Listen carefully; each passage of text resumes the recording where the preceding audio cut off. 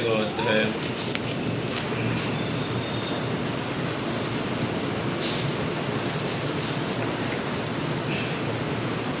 1 నుంచి 7 వచనాలు మనం మార్చి చదువుకుందాం.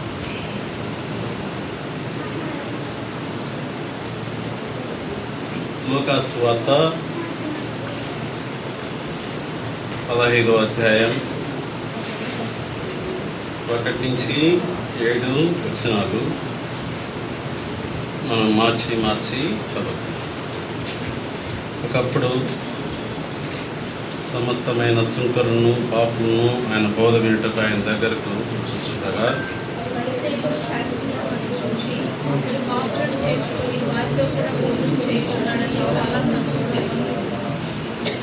అందుకు ఆయన వారితో ఈ ఉపమానం చెప్పాను.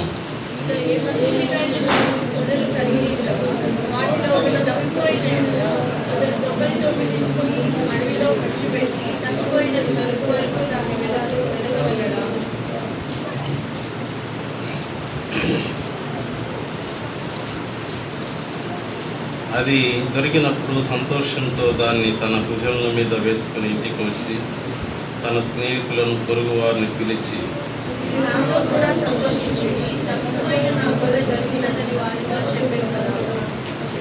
అటువలే మారు మనసు 7వ వచనం మనం అందరం తెలుసుకుందాం. అటువలే మారు మనసు మారు మనసు పాపి విషయంలో పర్లోకమున్నది ఎక్కువ సంతోషం కలదు. అదేవిధంగా ఎఫెసీయులకు రాసిన పత్రిక 2వ అధ్యాయం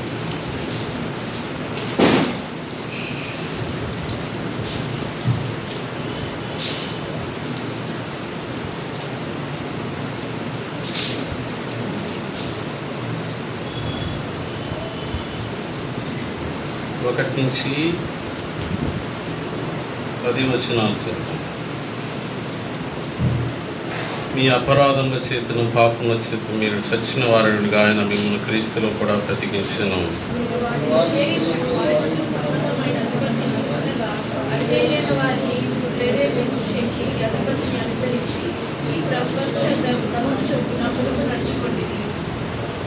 వారితో కలిసి మనమందరం శరీరకి మనసు యొక్క కోరికలు నెరవేర్చుకొనచ్చు, మన శరీరాశను అనుసరించి మనసు ప్రవర్తించచ్చు, కడమ వారి వలె స్వభావ సిద్ధంగా దైవగ్రతకు పాత్రలమై ఉంటుంది.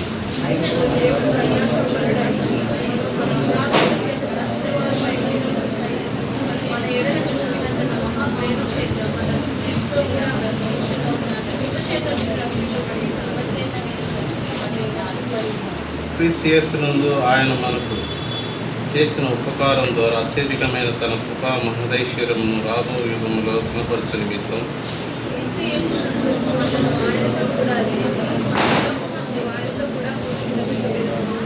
మీరు విశ్వాసం ద్వారా కృపచేతనే రక్షించబడి ఉన్నారు. ఇది మీ వలన కలిగినదిగా దేవుని వరమే.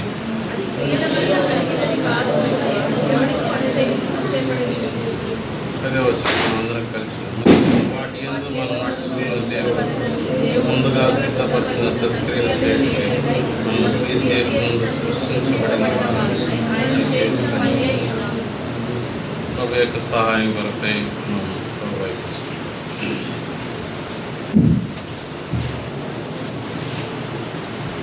తండ్రి స్తోత్రములు మరలా తిరిగి మీ పాదం ఎంతగా జ్ఞాపకం చేస్తుంది. దేవా, చదవబడిన వాక్యాన్ని పిలిచి పంచిపెట్టండి. నిలబడుతున్న ఇశ్రాయేలు దాసుని చాటున మెరుగుపరచండి.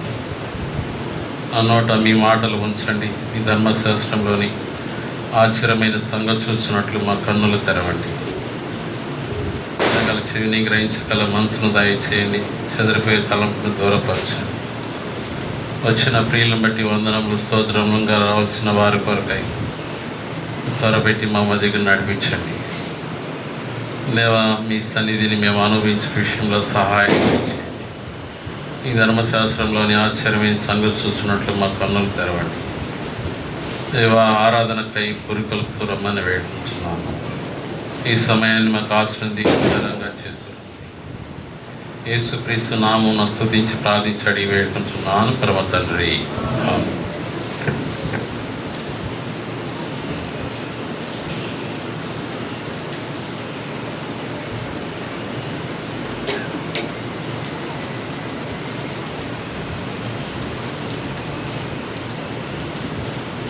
మనం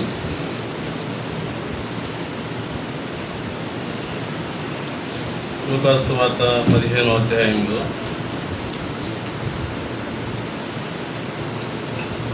మరి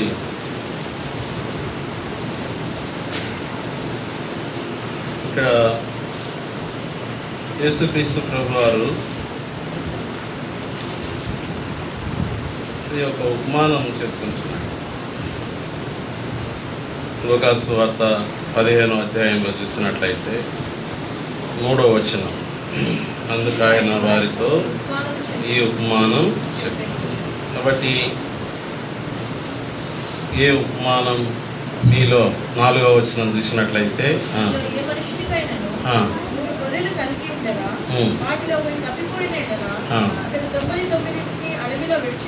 విడిచిపెట్టి కాబట్టి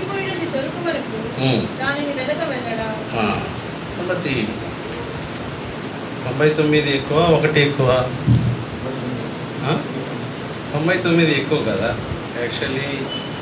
99 ఒకటి పోతే పోయింది లేని వదిలేసేయచ్చు కదా, కానీ అట్లా వదులుకుంటా వదలాలి. నిన్ను నన్ను కూడా ప్రభువైన యేసుక్రీస్తు వారు మన యొక్క జీవితాల్లో కూడా తప్పిపోవటం అంటే ఏంటి అంటే మన యొక్క విశ్వాస జీవితంలో చాలా చాలా విషయాల్లో మనం తప్పిపోతాం. అంటే తప్పిపోవటం అంటే గాడి తప్పటమే. ట్రాక్ రైలు బండి ట్రాక్ దిగిందంటే ఏమంటారు? గాడి తప్పిందంట. గాడి తప్పితే ఆ ట్రైన్ ఏమవుతుంది? మూవ్ అవుతుందండి. మరలా దాన్ని ట్రాక్ మీద ఎక్కించాలి. ట్రాక్ మీద ఎక్కించేంత వరకు కష్టమే. కాబట్టి మన యొక్క విశ్వాస జీవితంలో కొందరు కొన్ని విషయాల్లో మనం తప్పిపోతుంటాం.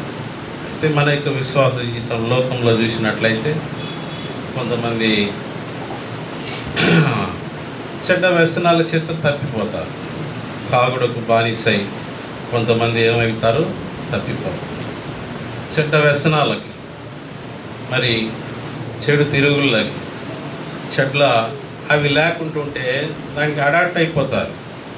కాబట్టి యేసుక్రీస్తు ప్రభు వారు కూడా ఆ ఉపమానం చెప్తూ చూడండి 5వ వచనంలో చూసినట్లయితే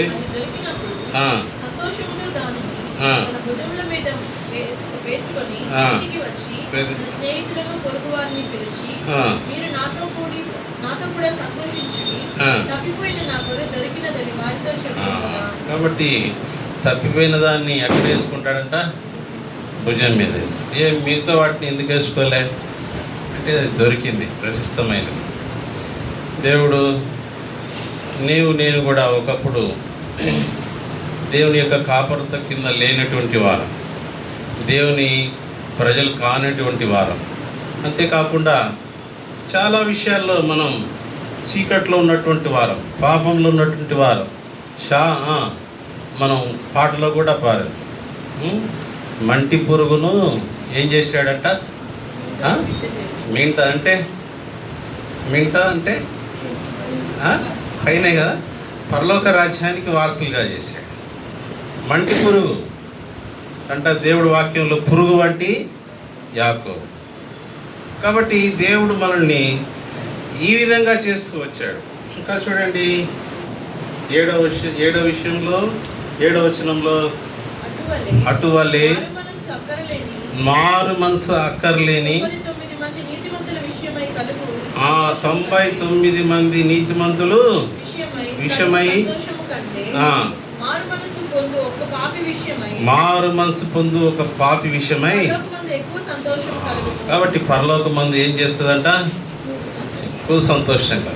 అందుకే ఒక పాపిని మనం సువార్త చెప్పి ఈ లోకంలో ఘోరంగా జీవిస్తున్నటువంటి ఒక వ్యక్తిని, శాపగ్రస్తుడైన ఒక వ్యక్తిని, మరణమునకు పాత్రుడైన ఒక వ్యక్తిని సువార్త చెప్పి ప్రభు దగ్గరికి వేస్తే అప్పుడు ఎక్కడ సంతోషం కలుగుతుందంట? దేవుడు వాక్యంలో సెలవిస్తుంది, పరలోకమందు ఏం కలుగుతుందంట? ఎక్కువ సంతోషం కలుగుతుందంట. కాబట్టి ఈ ఒక్క మారు మనసు పొందు ఒక్క పాపి విషయమై పరలోకమందు ఎక్కువ సంతోషం. కాబట్టి ప్రియులారా, మనం కూడా ఒకప్పుడు యేసు క్రీస్తు, దేవుడు వాక్యంలో ఉంది, పాపములను రక్షించుటకు యేసుక్రీస్తు లోకమునకు వచ్చిన వాక్యము నమ్మదగినది. మళ్ళా రోమాలు అంటాడు, నీతిమంతుడు లేడు, ఒక్కడును లేడు, అందరూ పాపం చేసి. అంటే ఈ భూలోకంలో నీతిమంతుడు అంటే ఎట్లా అవుతాం? అబ్రహాం దేవుడు నమ్మెను, అతను నీతిగా. కాబట్టి ఒక పాపి రక్షించబడినప్పుడు ఆ యొక్క పరలోక రాజ్యంలో ఎక్కువ సంతోషం. మనం కూడా ఒకప్పుడు ఎఫీసీలు రాసిన పత్రికలో చూస్తాం. మనం కూడా ఒకప్పుడు ఎటువంటి వారు? ఎఫీసీలు రాసిన పత్రికలో 2వ అధ్యాయం 1వ వచనం,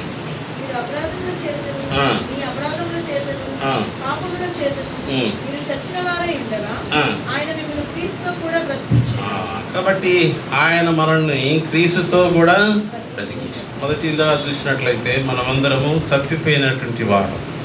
అయితే ఆయన, దేవుడు వాక్యంలో ఉంది, నశించిన దాన్ని వెతికి రక్షించుటకు మనుష్య కుమారుడు ఈ లోకమునకి వచ్చాడు. కాబట్టి మనం తప్పిపోయిన వారం, నశించిపోయిన వారం. అయితే మనల్ని ఎవరు ఎతికారండి? ఎవరు ఎతికారు? ఎలా ఎతికారు? అందరూ వాళ్ళంతటా వాళ్ళు రక్షించబడ్డారా? లేదు. సువార్త, అందుకే దేవుడు వాక్యం ఉంది, ఈ లోక సంబంధమైన దేవత వారి మనోనేత్రములకి. కాబట్టి ఒకప్పుడు చీకట్లో ఉన్నటువంటి వారు, గుడ్డితనం అంటే చీకటి బతుకు. చీకటి అనేది పాపాన్ని సూచిస్తుంటుంది, సాతాను యొక్క అధికారాన్ని సూచిస్తుంటుంది. అయితే అటువంటి తప్పిపోయిన స్థితిలో నుండి దేవుడు తన యొక్క దాసులైన వారిని మన మధ్యకు పంపించి ఆ యొక్క స్వార్థ ద్వారా మనం రక్షించబడ్డాం. మనల్ని దేవుడు వెతికి రక్షించాడు. కాబట్టి తప్పిపోయిన మనల్ని దేవుడు తప్పిపోయిన గొర్రెలం అంటాడు. అంటే యేసుక్రీస్తు, దావీదు కూడా అంటాడు, యెహోవా నా కాపరి. అంటే దేవుడు వాక్యంలో కూడా ఉందా, ఆయన మన దేవుడు, ఆయన మనం ప్రజలము, ఆయన మేపు గొర్రెలం. అంటే నేను కూడా ఆయన కాపరత్వం కిందికి వచ్చాం. ఒకప్పుడు తప్పిపోయినటువంటి వారం ఆయన ఎతికి రక్షించాడు, తన యొక్క మందలో చేర్చాడు, తన యొక్క భుజాన మీద ఎత్తుకున్నాడు. అంతేకాకుండా మనల్ని ఎక్కడికి చేశాడంట? పరలోక రాజ్యానికి వారసులుగా చేశాడు. ఎక్కడ చేశాడు? పరలోక రాజ్యానికి. ఒక పాపి మారు మనసు పొందితే ఎక్కడ సంతోషం కలుగుతుందంట? ఎందుకు పరలోకానికి వారసుగా ఒకడు వచ్చాడు. అంతేగా? వారసుడు అంటే పరలోక రాజ్యంలో మనకు కూడా హక్కుదారులు. వారసులు అంటే అంతే కదా, దేవుని ఇంటిలో మనం చేర్చబడ్డాం. దేవుని ఇంటిలో అంటే ఆ యొక్క ఆస్తి అనేది అందరికీ సమానంగా ఉంటుందా? తక్కువ తక్కువలు ఉంటుందా? సమానంగా ఉంటుంది. అంటే దేవుని ఇంటికి వారసులుగా చేశాడు మనల్ని. మొదటి టాపిక్ చూసినట్లయితే తప్పిపోయిన దాన్ని దేవుడు, నశించిన దాన్ని దేవుడు వెతికి రక్షించినాడు. రెండవ విషయం చూసినట్లయితే చనిపోయిన మనల్ని ఎవరితో బతికించాడంట? ఎఫెసీయులకు రాసిన పత్రిక 2వ అధ్యాయం 1వ వచనం, మీ అపరాధముల చేతను పాపముల చేతను చచ్చిన వారైండగా ఆయన మిమ్మను ఎవరితో కూడా బ్రతికించాడు. కాబట్టి ప్రకటనలు అంటారు, నువ్వు పేరుకు చూడండి ఈ వాక్యం, బ్రతుకున్నావు కానీ జీవిస్తున్నావే కానీ. చదవండి తీసిన వాళ్ళు, ప్రకటన గ్రంథం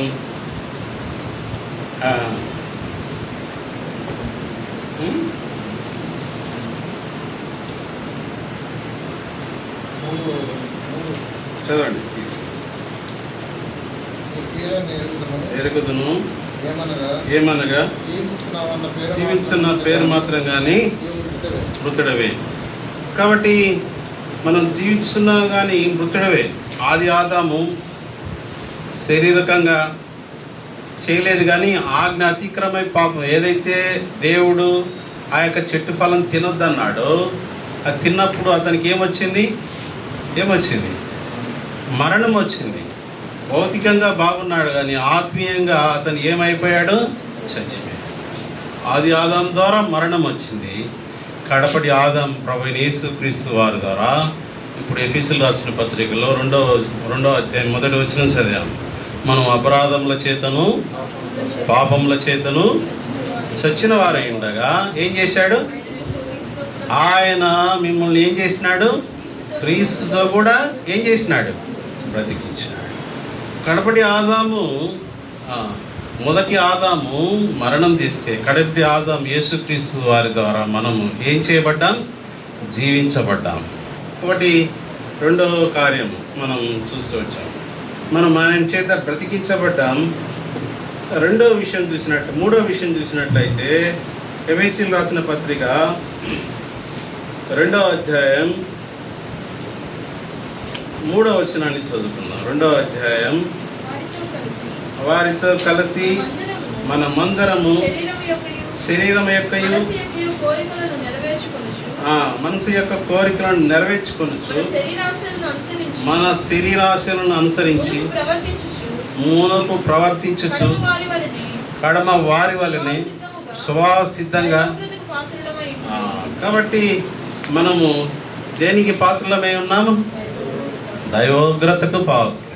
అయితే ప్రభువైన యేసుక్రీస్తు వారు ఆ దైవోగ్రత నుండి దేవుడు తప్పిస్తూ వచ్చాడు. మనల్ని స్వభావ సిద్ధంగా మనం చూసినట్లయితే మన వారితో కలిసి శరీరం యొక్క మనసు యొక్క కోరికలను నెరవేర్చుకుంటూ మన శరీరం నాశనం నుంచి మునుపు ప్రవర్తించు కడమ వారి వలె స్వభావ సిద్ధంగా దైవోగ్రతకు. కాబట్టి పిల్లరా, మనము దైవోగ్రతకు పాత్రలమైన ఉన్నాం. మనల్ని దేవుడు ఏం చేశాడు? ఆ ఉగ్రత నుండి తప్పించాడు. ఎలా తప్పించాడు? ఎందుకంటే దేవుడు వాక్యం సెలవిస్తుంది. ప్రకటన గ్రంథంలో చూసినట్లయితే ఎవరి పేరైనను జీవ గ్రంథమందు రాయబడని ఎడల వాళ్ళని ఎక్కడ వేస్తారంట? ప్రకటన గ్రంథంలో చూసినట్లయితే చూడండి,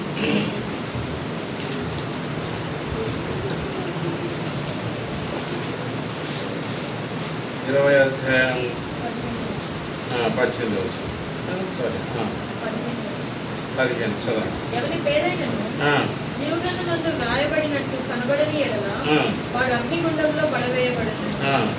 కాబట్టి అగ్నిగుండంలో దైవోగ్రత. కాబట్టి ఆ యొక్క ఉగ్రత నుండి మనం తప్పించబడ్డాం.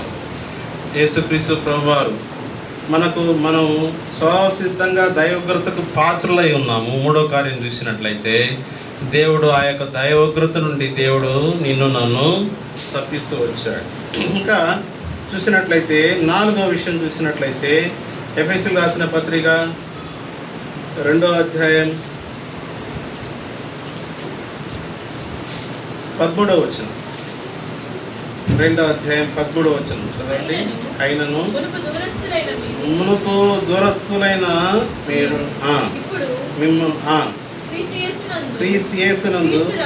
క్రీస్తు రక్తం వలన సమీపస్తులైన. కాబట్టి మునుపు మనం ఎటువంటి వారము? దూరస్తులం. అయితే ఎట్లా సమీపస్తులుగా దేవుడు నిన్ను నన్ను చేశాడు?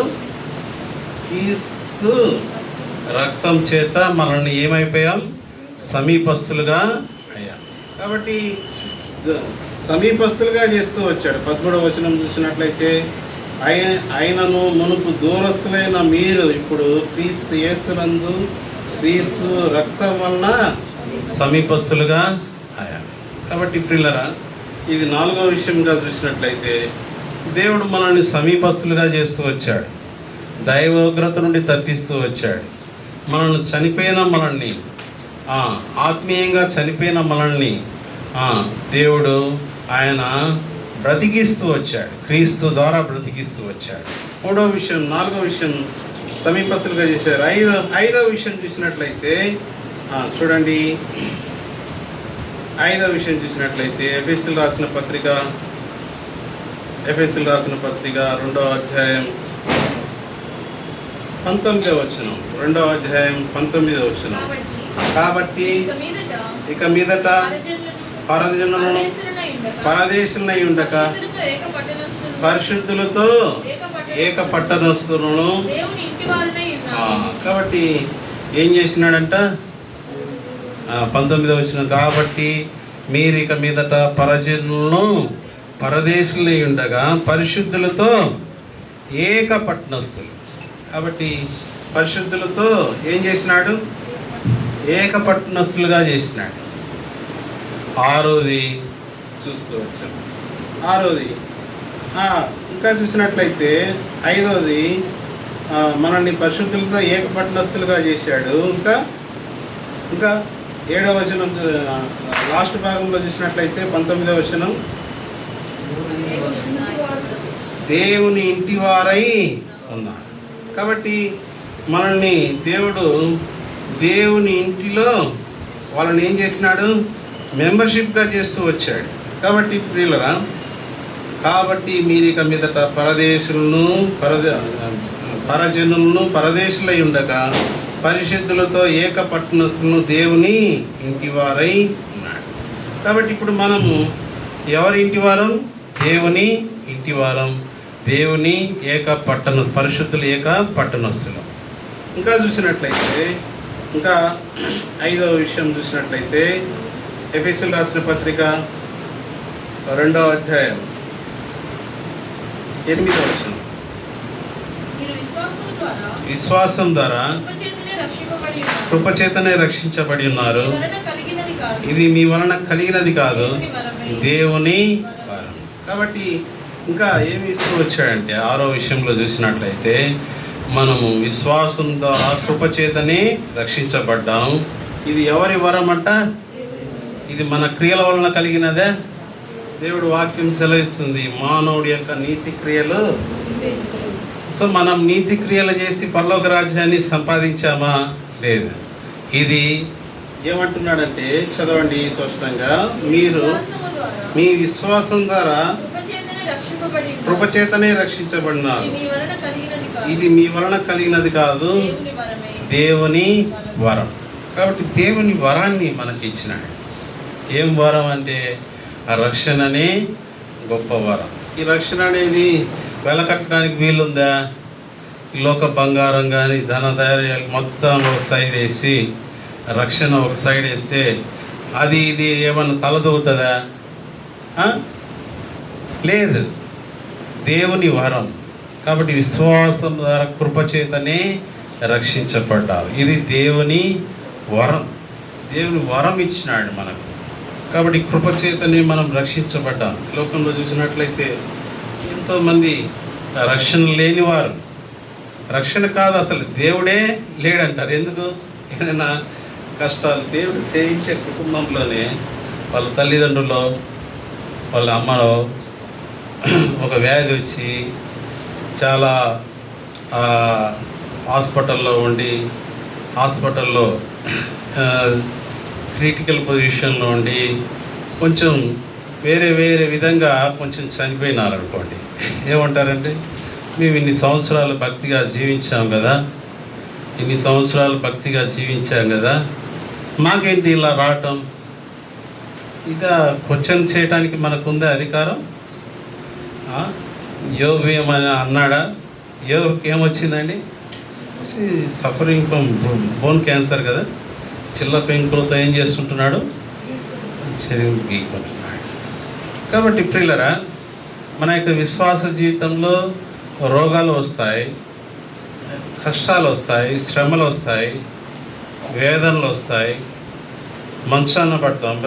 భక్సింగ్ గారే ఉన్నారు. ఎన్ని సంవత్సరాలు మరి బెడ్లో ఉండి చనిపోయారండి? దరిదాపుగా 10 years అబో.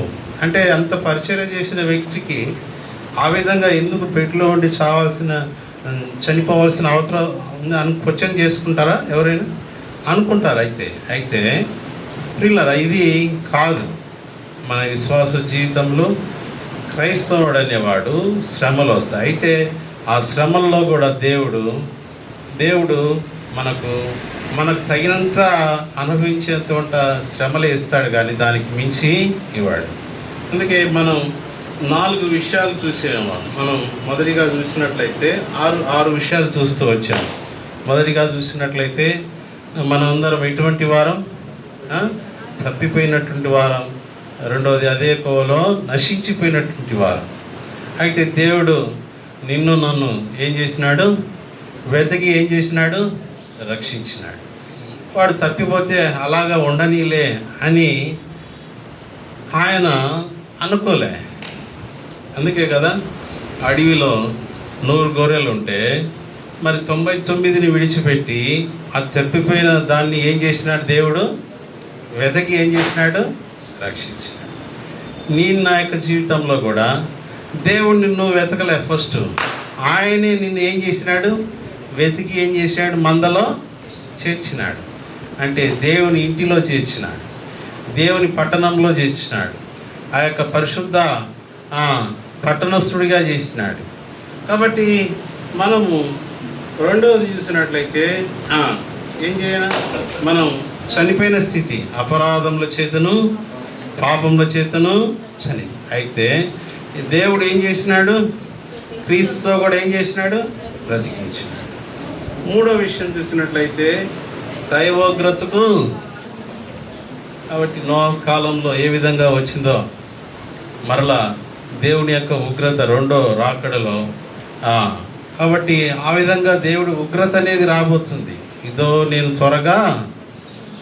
అయితే దేవుడు నిన్ను సంఘంలో చేసినాడు, లోకంలో లేకుండా నిన్ను సంఘంలో చేసినాడు. ఎందుకంటే ఆ ఉగ్రత నుండి ఎవరు తప్పించబడ్డారు? నోహు కాలంలో దైవోగ్రత నుండి ఎవరు తప్పించబడ్డారు?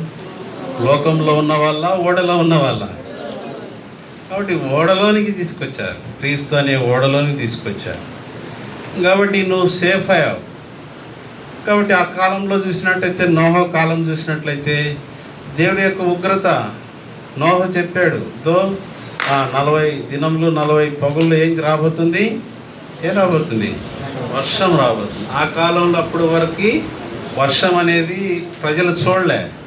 అసలు వర్షం అనేది ఎలా ఉంటుందో ప్రజలకి తెలియదు. అంటే ఆవిరి ద్వారా అప్పుడు వ్యవసాయం పండించేవారు.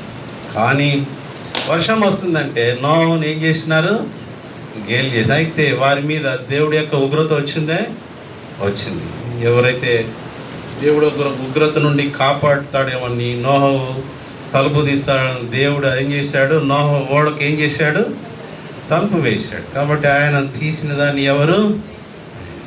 కాబట్టి ఆయన మూసివేసాడు, ఇంకెవరు తెరవలే.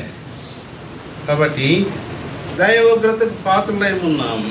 4వ విషయం చూసినట్లయితే దూరస్తులైన మనల్ని క్రీస్తు రక్తం వలన, క్రీస్తు వలన మనల్ని ఏం చేసినాడు? సమీపస్తులుగా చేసినాడు. ఎందుకంటే మనం పాపం చేసినప్పుడు దేవుడికి దూరస్తులుగా అయిపోయాం. అంతే కదా? ఏదైనా తోటలో ఆదాము పాపం చేసినప్పుడు ప్రతి సాయంకాలం సమయంలో చల్లపూటన ఆదాము ఎవరి స్వరం వినేవాడు? దేవుడి స్వరం వినేవాడు. అయితే ఆ యొక్క పాపం చేయటం బట్టి దేవుడికి ఏమైపోయాడు? దేవుడికి తోలేశాడు కదా. ఆ ఏదైనా తోటల నుంచి ఏం చేసినాడు? వెలివేసినాడు. అయితే మనము మరలా ఆది ఆదాం ద్వారా దేవుడికి ఏ విధంగా అయితే దూరస్తులం అయిపోయామో, కడపడి ఆదాం యేసుక్రీస్తు వలన, యేసుక్రీస్తు రక్తం వలన ఏమైపోయాం? సమీపస్తులుగా అయ్యాం. ఎందుకంటే ఆయన రక్తం వలన మొదటి యోహాను 1:7 ప్రకారం ఆయన కుమారుడైన యేసుక్రీస్తు రక్తం ఏం చేసిందంట? ప్రతి పాపమును కడిగి ఏం చేసింది? కాబట్టి మనం ధైర్యంతో ఆయన కృపాసనాన్ని సమీపిస్తుంటున్నాం. ఎందుకంటే మనలో పాపం లేదు కాబట్టి. ఆయనను సమీపించాలంటే పాపం ఉండకూడదు. ఎందుకంటే మీ పాపంలో మీకును దేవుడికి ఆ యొక్క అడ్డుగోడను ఏం చేసినాడు? ఇక్కడ చూడండి, మనం ఎఫెసీయులకు రాసిన పత్రికలోనే ఆ అడ్డుగోడను ఏం చేశాడు చూడండి. ఎఫెసీయులకు రాసిన పత్రికలోనే లాస్ట్లో ఉంటుంది చూడండి, 14వ వచనం చదవండి. 2:14. ఆయన మన సమాధానమై ఉండి మీకును మాకును ఉండే దేశమును అనగా విధి రూపకమైన ఆజ్ఞలు గల ధర్మశాస్త్రమును తన శరీరమందు కొట్టివేయట చేత ఆ యొక్క మధ్య గోడను ఏం చేసినాడు? పడగొట్టి ఉభయులను ఏం చేసినాడు? కాబట్టి ఆ మధ్య గోడ పడగొట్టాడు. కాబట్టి పాపం అనే ఆ యొక్క మధ్య గోడ ఆయన యేసుక్రీస్తు రక్తం వలన ఏకం చేసినాడు, పడగొట్టి ఏకస్తులుగా చేసినాడు. కాబట్టి ప్రియులరా ఆయన సమీపస్తులుగా చేసినాడు. 4వ విషయం, దేవునికి మనం సమీపస్తులుగా అయ్యాం. 5వ విషయం చూసినట్లయితే దేవుని ఇంటి వారిగా చేసినాడు. ఎఫెసీయులకు రాసిన పత్రిక 2:19 ఏం చేసినాడు? ఆయన ఇంటి వారిగా చేసినాడు. కాబట్టి ఇంటి వారికి మనం ఎక్కడి వారము? పరజనులము, పరదేశులము, నిబంధన లేని ప్రజలము, వాగ్దానానికి ఆయన చూడండి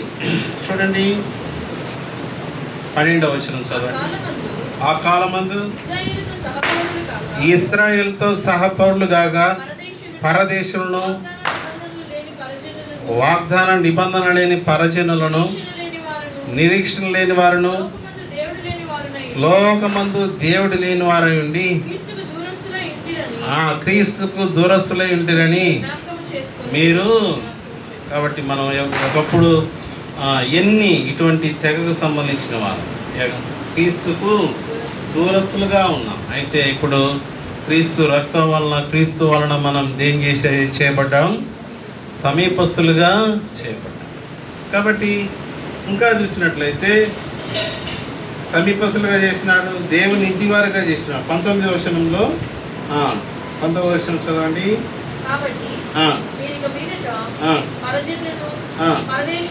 పరదేశంలో ఉండక పరిశుద్ధులతో ఏక పట్టణస్థులను.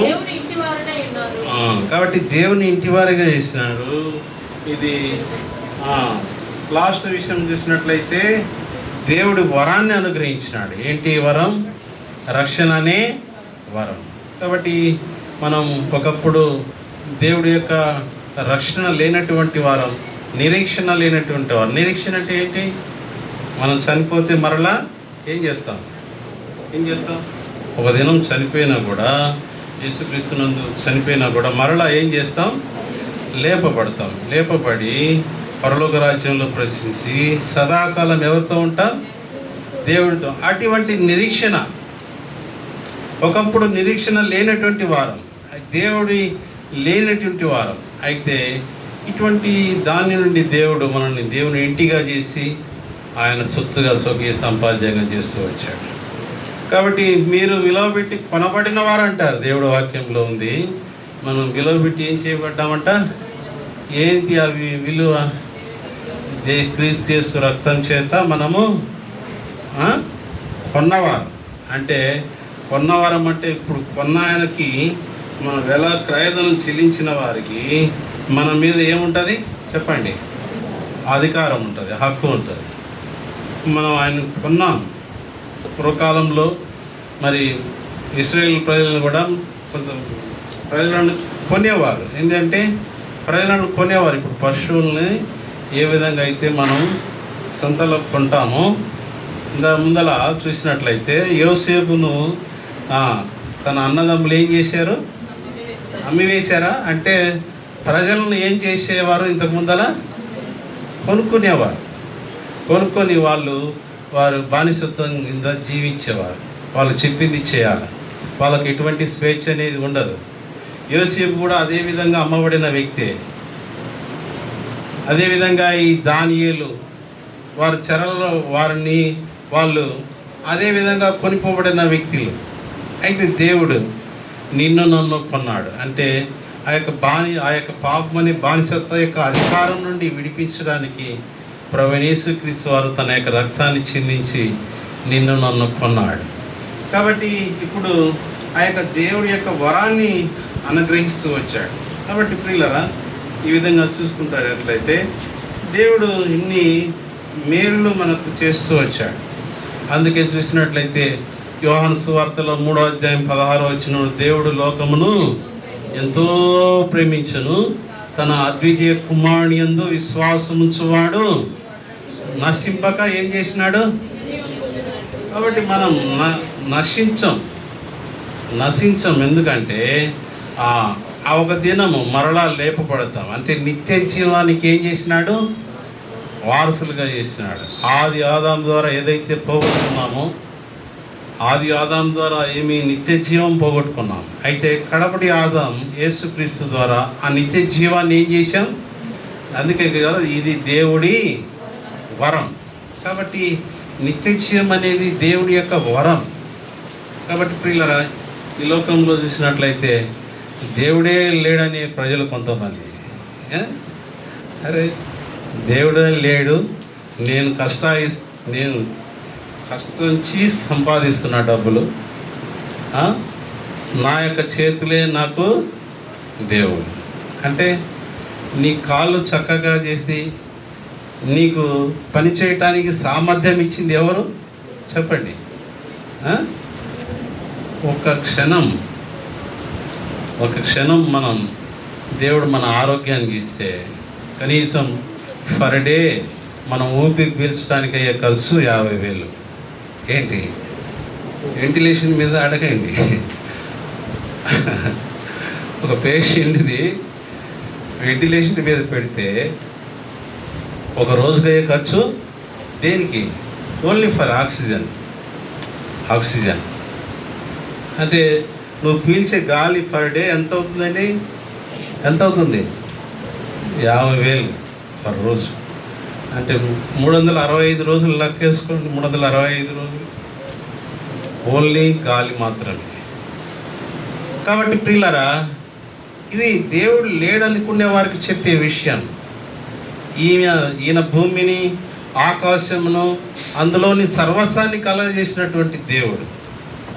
కాబట్టి నేను కష్టపడి సంపాదిస్తున్నాను, ఇది దేవుడిచ్చింది కాదు, నా సొంత బలం, నా యొక్క క్రియలు అని చాలామంది లోకంలో ఉన్నారు.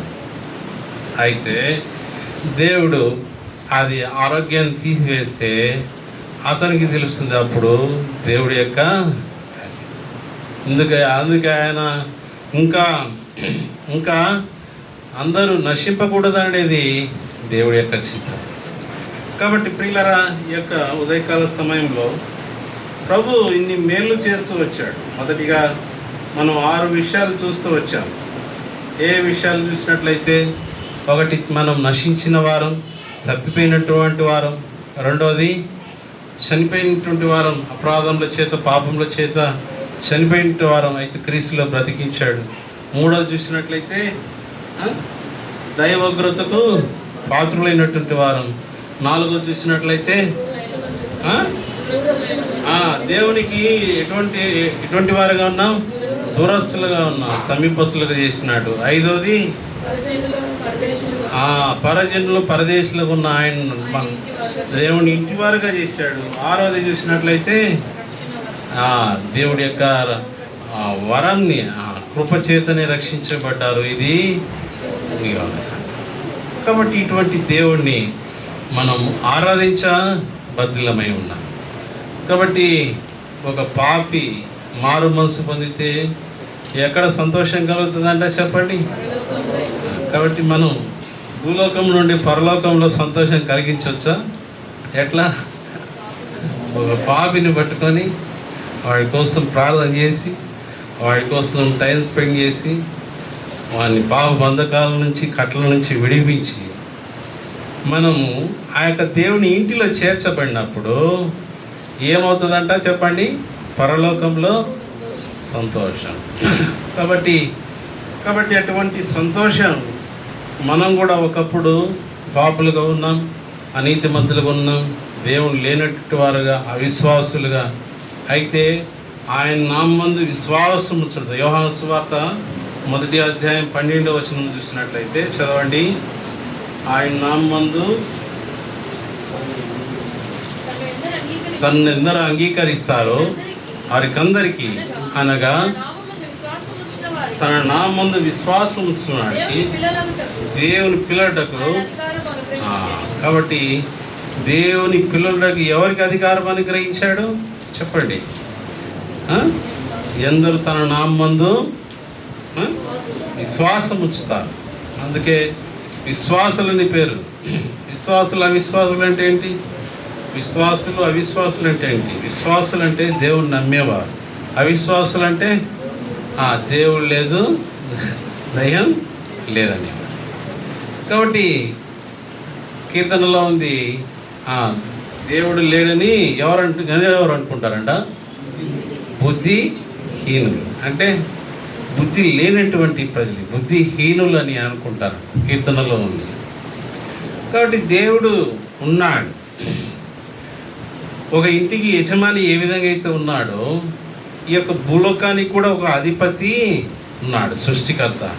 ఆయనే ఈ సృష్టికర్త దేవాది దేవుడు లోకంలోనికి పాపం ప్రవేశించవలన ఈ పాపాన్ని తీసివేయాల. తన యొక్క ప్లాన్ ఈ పాపాన్ని తీసివేయాలంటే రక్తం చిందించబడాల. రక్తం చిందింపకుండా పాపక్షమాపణ జరగదు. కాబట్టి దేవాది దేవుడే మానవ రూపంగా రావాల్సి వచ్చింది. ఆయనే ప్రభువైన యేసుక్రీస్తు వారు 2025 సంవత్సరాల క్రితం ఈ భూలోకానికి వచ్చినాడు. దేవాది దేవుడు ఈ భూలోకానికి వచ్చి మానవ రూపంగా ఈ లోకానికి వచ్చి ఆయన జన్మం పరిశుద్ధం. ఆయన ఈ లోకంలో 33.5 సంవత్సరం జీవిస్తూ వచ్చాడు. 33.5 సంవత్సరం జీవించి తను తాను బలిగా అర్పించుకున్నాడు. అందుకే ఆయన స్వరూపమైనను యెషయా 53వ అధ్యాయం చదవండి, 5వ వచనం చూడండి. యెషయా 53వ అధ్యాయం. మన అతిక్రమ క్రియలను బట్టి గాయపరచబడెను, నలగొట్టబడెను.